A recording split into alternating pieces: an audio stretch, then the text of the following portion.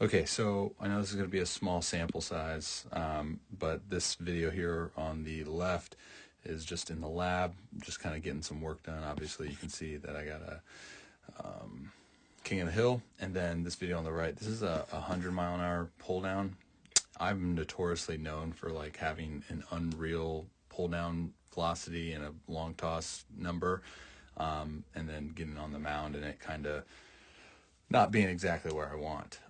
So I'm going to be doing this for me, but I'll go ahead and let you guys get in on it. So I'm going to take us we're going to sync these both up at ball release, I believe they are. Yeah, they're right at ball release.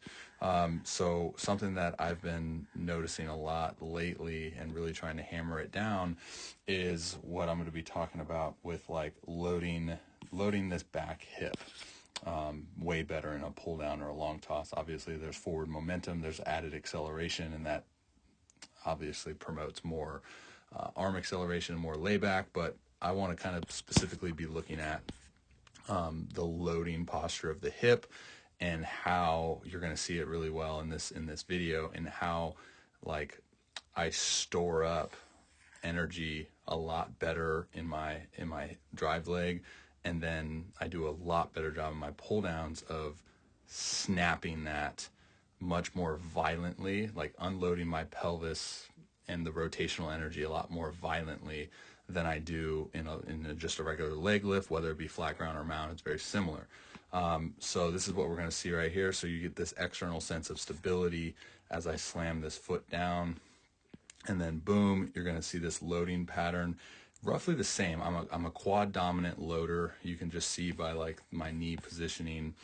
That's just the way I think my body is. And as much as I, really try to fight more this way, I think it's just naturally just going to happen. I don't want to really waste time trying to load a hinging pattern. I think I just want to do more with what I can do right now as far as loading into a quad dominant form. But as you can see, like just the way that my general posture is of my trunk is actually helping me load up my hip. And this is something that Dr. Heenan and I talk about, and he pointed out was that it's almost like I guess a compensation, because like when I'm doing a pull down, obviously I'm going so fast forward that my body just naturally kind of counter rotates this trunk to load the hip. Whereas when we see it on the mound, quad dominant, but I kind of just fall into this plane here. Whereas you can see a clear difference. Boom, slam the foot down. So this is kind of hand separation. You can see just a clear difference, right, of like what this looks like.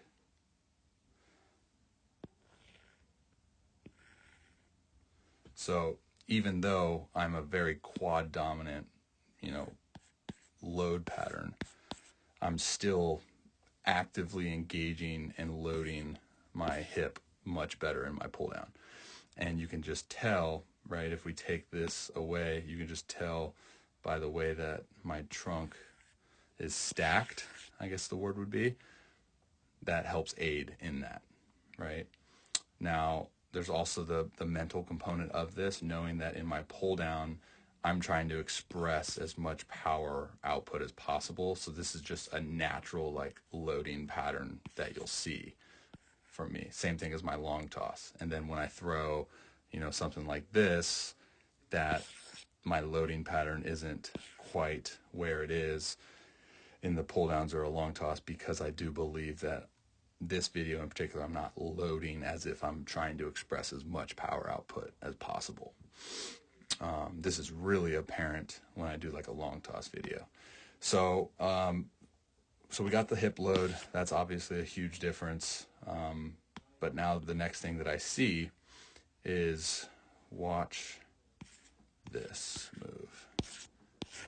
Now, this isn't bad or not good. I just think my pull downs is much more efficient in my ability to create a ton of retraction.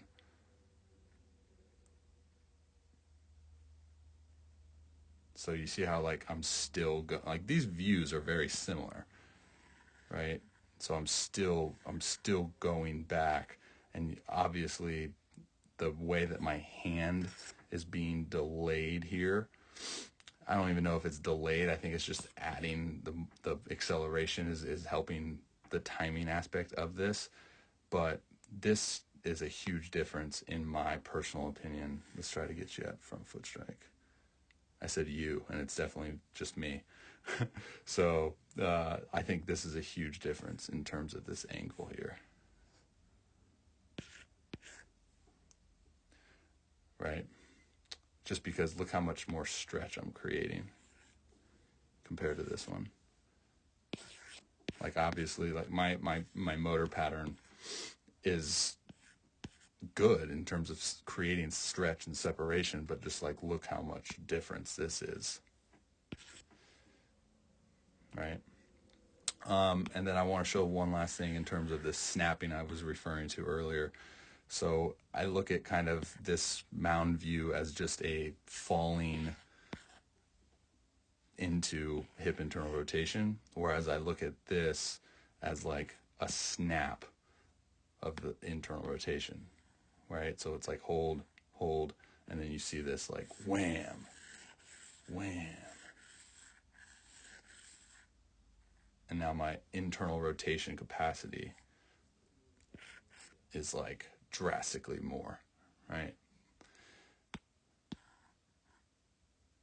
That's a really good picture there, right? Very similar in terms of like the hip positioning, but just look at that. Like you're still seeing my freaking armpit compared to that one. And now the clear pull of the arm through, much deeper state. Let's see if we can sync these up even more. Deeper state, that's what I was referring to earlier.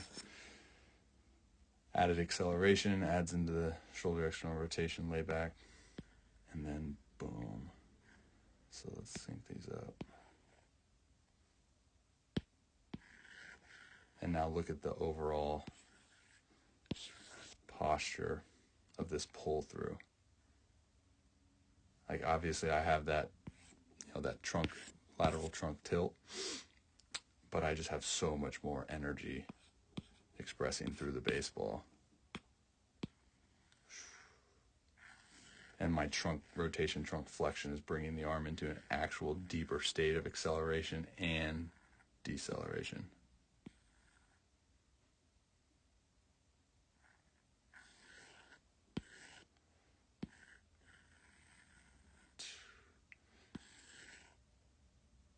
Yeah.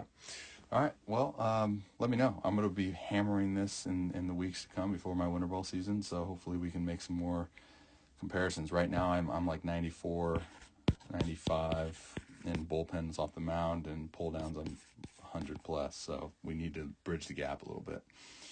All right. Much love, guys. Until next time. Let me know if you like these videos of me analyzing myself. I don't know. I always feel kind of weird doing it. All right. God bless. See you.